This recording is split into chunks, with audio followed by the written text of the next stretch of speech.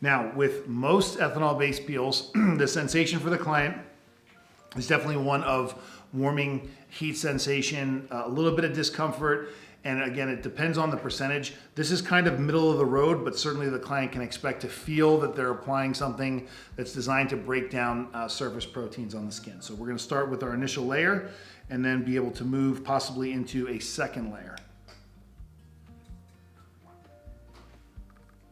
Okay, and again, I'm just gonna start at the forehead.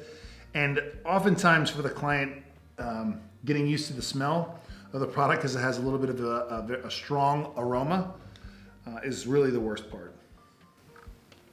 Most of the Circadia Peel protocols are written with a fan brush application. Is that for a reason? Do you suggest a fan brush application over a gauze?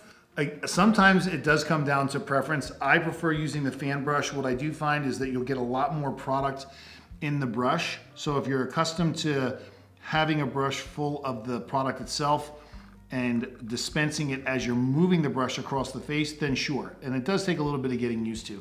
Gauze will also absorb a fair amount of product as well, but not as much comes out with additional pressure when it's applied to the skin.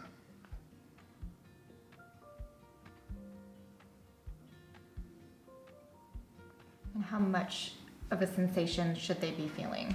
Well, and let's ask our model here, Laura, how are you feeling on a scale of 1 to 10? What's your level of warmth, heat, discomfort? 10 being the highest, 1 being the lowest.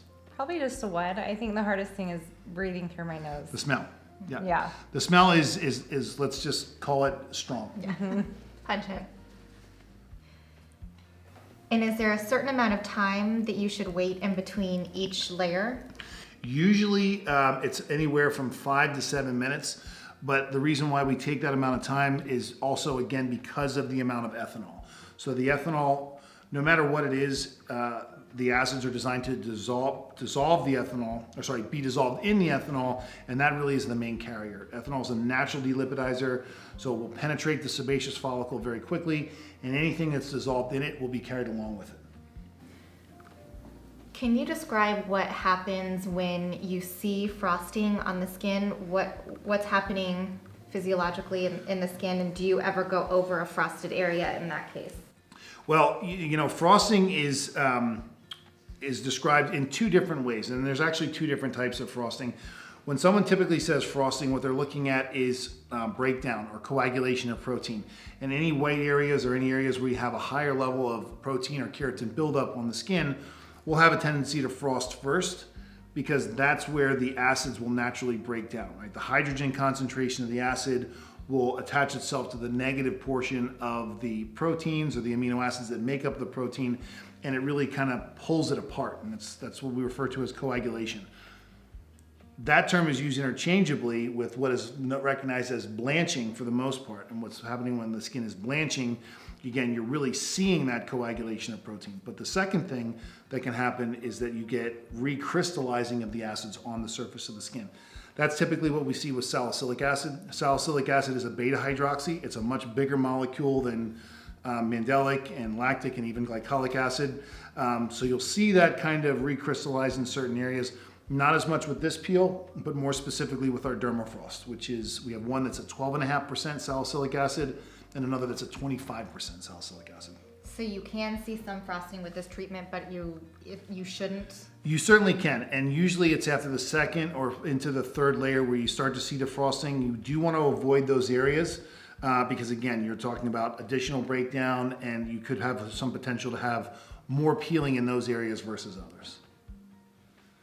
How are we doing? Are we still at a 1, or are we creeping up to about a 2 or 3 or higher? We're creeping up. Okay.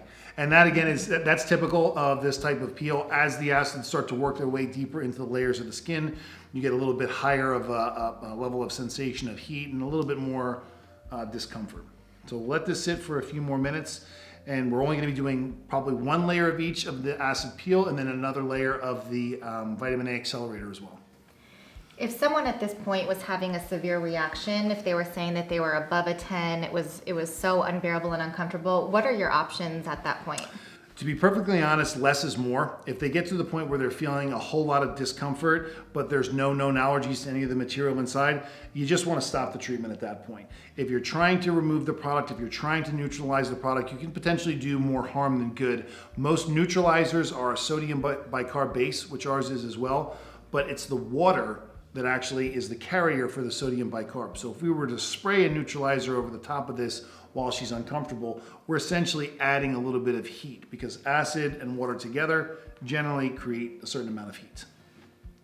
But just by looking, I mean, clearly in the areas we would usually expect on the lip, around the mouth, the chin, a little bit here on the cheek, the zygoma, that's where we're seeing a little bit of additional redness, which again is pretty typical.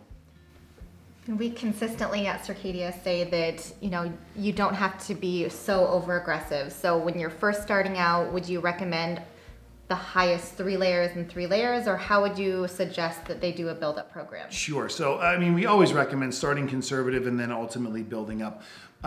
Because we're doing this for demonstration purposes today, we're going right with 1 layer of each of the product, the peel, and then also the A Accelerator. But normally, if I'm a client that has, if I'm a professional that has my client coming in, I will have already done an enzyme oxygen. I will have already done one of the masking options and then possibly a 30% lactic acid to see how well her skin responds to that level of treatment. So these ethanol peels wouldn't really be indicated as a first patient coming in, this is your first service? Not necessarily. Again, if you have a professional, an esthetician that's been in the industry for a significant amount of time, they've used peels from other brands, but they're just using Circadia for the first time, then you could potentially move forward. But again, you have to look at brands differently and know that not all peels are created equal. You can't have the same level of expectation, even just looking at, as I mentioned, the standard composition of Jessner. While it might be 14% of all of those actives on the label, you can get a variation of performance based on how active the individual materials are. And that's knowledge that comes through research and development and manufacturing and really looking at the different qualities of grades of acids that we have access to as manufacturers. And as we're launching Circadia University, we have made a couple of these chapterized modules mandatory, one of them being the chemical peel module. Tell us a little bit about why that is and what you learn in the module. Sure. So, I mean, really, safety first is the number one concern. The benefits to chemical exfoliation are vast. It's something that's been around for as long as our industry has been around and even longer. So we want to make sure that we're getting the product into hands of well-qualified professionals, that they know everything that they need to know before they start moving forward with the treatments. And that's where the modules come into place. You're having all the information presented to you. You're able to test out. It's a self-guided study so that you can go at your own pace. Not everybody learns the same way and learns at the same time. So we've really made it the information accessible. And do you have to wait until the peel is completely dried in between each layer? Or? Again, it's a recommendation, but I mean, we know just by looking at her skin that it's completely absorbed and we're ready to move forward with the vitamin A application.